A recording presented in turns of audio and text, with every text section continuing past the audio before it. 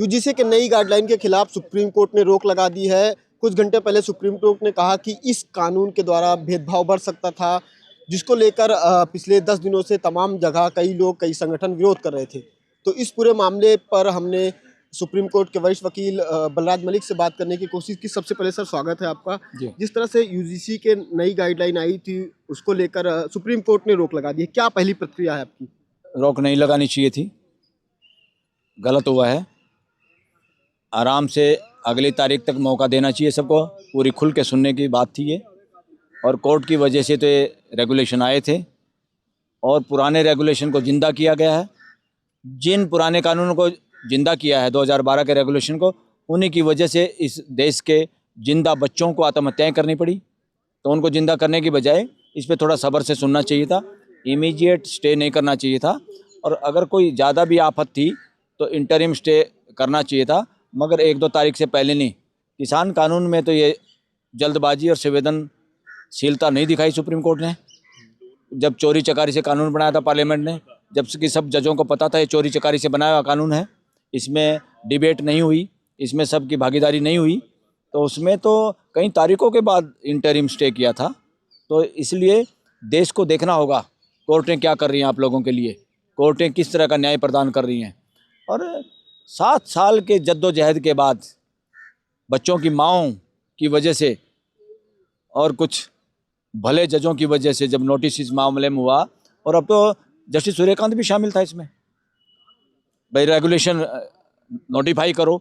और जब नोटिफाई हुए तो इमीडिएट स्टे करने की जरूरत नहीं थी, कतई जरूरत नहीं थी। सूर्यकांत जो जस्टिस इससे ये हो गया, जो वर्ग मीडिया में हावी है, गोदी मीडिया जिसको कहते हैं, जो वर्ग सारी हायर इंस्टीट्यूशंस पे जिनका कब्जा है, जो वर्ग लगातार इस देश को समानता की ओर बढ़ने से रोक रहा है, जो वर्ग लगातार हाई कोर्ट और सुप्रीम कोर्ट में भी जिनकी मेजॉरिटी है, ऐसे में इस तरह का जल्दी स्टे करना और इस तरह की ये बातें करना, अब तो देश को रेगुलेशन स्ट्रॉन्ग बनाने की बजाय खाली स्ट्रॉन्ग इनको बनवाने की बातें करनी चाहिए, स्टे को वैकेट कराने की बातें करनी चाहिए।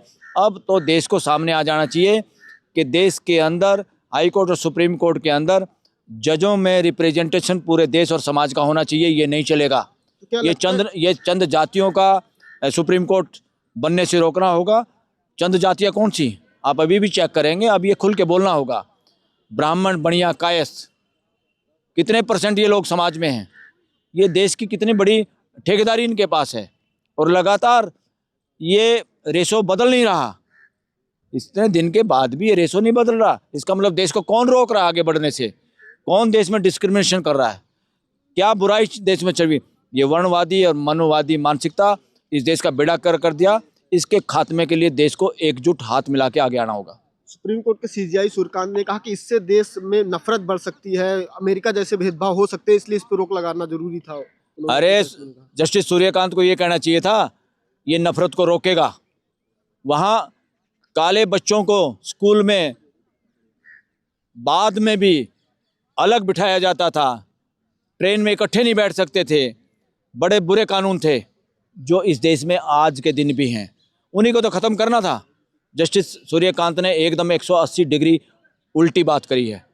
इस देश में भेदभाव रोकना है तो इस तरह के स्ट्रॉन्ग कानून बनाने होंगे। स्वागत करना चाहिए था, स्टे नहीं करना चाहिए था। लेकिन क्या लगता है कि पब्लिक इन्फ्लुएंस हो गई है कोर्ट, क्योंकि लगातार बड़े पैमाने इसमें पर कोई बुराई नहीं, कोई दो राय नहीं है। क्या लगता है पब्लिक के? अरे हमारे सुप्रीम कोर्ट के जज कह रहे हैं कि कोलिजियम भी और कोर्टों को भी दबाव में काम नहीं करना चाहिए। इसका मतलब ये है कोर्ट और कोलिजियम दबाव में काम करता है, ये सारा का सारा स्पष्ट है। अरे जनता के लिए तो आप क्या कर सकते हैं, इसे जनता के लिए इसमें वो कर सकते थे आप। जनता को के सामने तो डिफेंड करना कानून को सरकार का काम है, सुप्रीम कोर्ट का काम थोड़ा है। सुप्रीम कोर्ट को तो संविधान के हिसाब से काम करना है। लोगों के फंडामेंटल राइट को बचाना सुप्रीम कोर्ट का काम है। और कितना बड़ा तबका इस देश का शिकार हो रहा है जाति पाति का, शोषण का, और उनके लिए कोई कानून बनाएं तो आप स्टे करते हो। अरे कि ऐसे तो, और आप ये कहते हो इससे जातिया का नाश होगा। इससे जो अपने आप को सोने का आदमी समझते हैं, उस समाज का खात्मा इस देश में जरूरी है। खात्मे का मतलब उस मानसिकता का खात्मा जरूरी है। यहाँ कोई सोने का नहीं, कोई चांदी का नहीं, हम सब एक जैसे हैं। और जैसे इस धरती के 800 करोड़ लोग हैं वैसे ही हैं। इसलिए ये भेदभाव इस देश में जो पार्टी सत्ता में है, जो ऑर्गेनाइजेशन के पीछे है, वो वर्णवादी मनोवादी लोग हैं। वर्णवाद मनोवाद को हावी रखना चाहते हैं। वर्णवाद मनोवाद मानसिकता के लोगों को देश के सिस्टम पे कब्जा जमाए रखने में मदद कर रहे हैं। उसी तरह के कानून, उसी तरह का सिलेबस, बहुत फ्रॉड हो रहा है देश के अंदर। तो समाज को जागना चाहिए, सारे समाज को इकट्ठे होके ज्वाइंट देयर हैंड्स, हाथ ऐसे बांध के इकट्ठे होकर इन चीज़ों का सामना करना पड़ेगा। कुमार विश्वास जो अपने आप को कवि बताते हैं, वो कहते हैं कि सवर्ण अभागा है, ब्राह्मण है, ब्राह्मणों के साथ ऐसे ही होता आया है। उन्होंने दुख जताया कि मतलब ब्राह्मणों के साथ नफरत फैलेगी इस पर। ये कहाँ से बात आ गई? 80 साल के बाद ब्राह्मण, क्षत्रिय, वैश्य, शूद्र की बात ही नहीं होनी चाहिए इन चारों शब्दों की। तो नॉनसेंस है ये। उसने कहा है कि प्रोफेसर, कहा है का कवि, नॉनसेंस, टूची बात की है। मानस की बात करो, मानव की बात करो। हम 145 करोड़ लोगों का परिवार है। ये रिलीजन फिलीजन की बात की बातें हैं। सबसे पहले मानव की बात है, सिटीजन की बात है। और ब्राह्मण, अक्षत्रिय, शूद्र, वैश्य, असपर, ये नॉनसेंस शब्द हैं।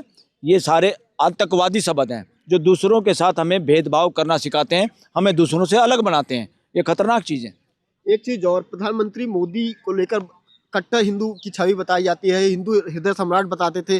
कल तक जो लोग उनको हिंदू हृदय सम्राट बताते थे, उनकी चर्चा करते थे, उनकी फोटो लगा के चलते थे। अचानक से जब ये बिल पास हो, ये आता है, गाइडलाइन आती है, उसके बाद ट्विटर पे उनके खिलाफ तेली, जातिवाद शब्द यूज किए जाते हैं। उनको क्या कहेंगे? अरे जान के ड्रामा है, ये ड्रामा था। इसमें नरेंद्र मोदी का क्या रोल है?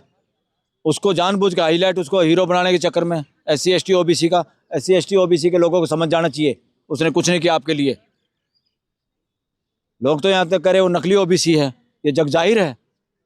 लेकिन कल तक जो लोग उसको हिंदू हृदय सम्राट बताते अरे वो जान के इन्हीं का काम है, इन्हीं का काम। मिलजुल कर, ये मतलब मिलजुल के सारा ड्रामा, ये देश को गुमराह कर रहे हैं। ये देश को गुमराह कर रहे हैं, इन्हीं का काम है। क्या आप ये कहना चाहते हैं कि ये जो कानून था एक तरह से ये भ्रम फैलाने के लिए, जो एक्चुअल मुद्दे हैं देश के, महंगाई, बेरोजगारी, रोजगार, उससे भटकाने के लिए? और क्या भटकाने के लिए है। एक पंथ कई काज ये सोचते हैं, इससे वो हिंदू सम्राट भी हो जाए या वो SC ST OBC का भी सम्राट हो जाए। इस देश में सम्राट का कोई काम नहीं, और कोई हिंदू सम्राट का कोई मायने नहीं। कौन हिंदू का सम्राट या साम्राज्य चल रहा है किसी का? नॉनसेंस भाषा है, इसका यूज मत किया करो आप लोग। अब अगली सुनवाई पे क्या लगता है, अब आगे की क्या प्रक्रिया है, क्या लगता है? अगली सुनवाई का मेरे हिसाब से तो अगर मेरे जैसा आदमी उसमें इन्वॉल्व हो केस में, तो हम स्टे को वेकेट कराने की बात करेंगे। और जब तक इस कानून के सामने ना आए कुछ रिजल्ट, भाई कोई दुरुपयोग हो रहा है कि नहीं हो रहा। अब वैसे ही कैसे आंख मीच के कह सकते हैं दुरुपयोग हो जाएगा, ये वेग है जी, फलाना है जी। कितने सारे वेग हैं, कितने रोज़ आप इंटरप्रिटेशन करते हैं। तो एकदम किसी कानून को रोकना, और वो भी जो SC ST OBC इस देश में समानता के लिए लाया गया हो, उसको रोकना देश के प्रति अन्याय है। एक बड़ी थ्योरी चल के आ रही, सोशल मीडिया पे बहुत सारे इन्फ्लुएंसर्स ने इस पे वीडियो बनाई कि कोई SC का लड़का जो है वो अपर कास्ट की लड़की को प्रपोज करता है तो उसके खिलाफ SC ST एक्ट लग जाएगा, 10 साल की सजा लग जाएगी। इसको लेकर आपकी क्या ख्याल है? क्या लगता है कि 10 साल की सजा का भी प्रावधान ऐसा कुछ है इसमें? किस पे? इसी UGC गाइडलाइन में नहीं, किस पे ऐसे सजा? अगर कोई जो है निचली समाज का या फिर लोअर कास्ट का लड़का किसी अपर कास्ट की लड़की को प्रपोज करता है, और उसके बाद जब वो मना कर देती तो उसके खिलाफ SC ST एक्ट लगा देता है, इस तरह की बातें हो रही। कई वकीलों को मैंने सुना जो, अरे बकवास। तो क्या लगता है कि इसमें 10 साल की सजा का भी अरे बकवास है, सब बकवास है, सब ड्रामा, देश को गुमराह कर रहे हैं। दुरुपयोग कानून का, किसी भी कानून का करें उसके लिए अलग से प्रोविजन है, सबके लिए प्रोविजन है। कोई आदमी भी दुरुपयोग करता है उसको सजा का प्रावधान पहले ही कानूनों में है, इस कानून में बनाने की कोई जरूरत नहीं है। तो क्या लगता है तक सुप्रीम कोर्ट ने जल्दबाजी में फैसला दिया है? 100% जल्दबाजी में, और अनकॉन्स्टिट्यूशनल और मानवता के खिलाफ फैसला है। तो अब क्या कहेंगे इस पर, आगे क्या होगा? इसमें कहूँगा अब तो समाज को, खाली देश को रेगुलेशन के बारे में बात नहीं करनी चाहिए, अब तो बात करनी चाहिए हाई कोर्ट और सुप्रीम कोर्ट में रिप्रेजेंटेशन।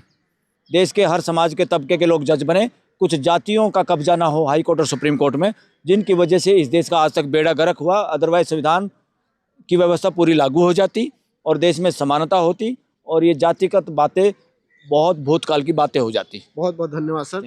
ये थे सुप्रीम कोर्ट के वकील बलराज मलिक। इन्होंने कहा कि ये जो है जल्दीबाजी में फैसला दिया गया है, इस पर विचार किया जा सकता था, इसको इंटरप्रेट किया जा सकता था, और भी मतलब इसको थोड़ा इम्प्लीमेंट करके देखा जा सकता था। लेकिन जल्दबाजी में जो कोर्ट ने फैसला दिया है, रोक लगाई है, ये नहीं होना चाहिए था। बाकी आपकी क्या राय इस वीडियो को लेकर और इस पूरे मुद्दे पर अपनी राय कमेंट बॉक्स में दीजिए। धन्यवाद।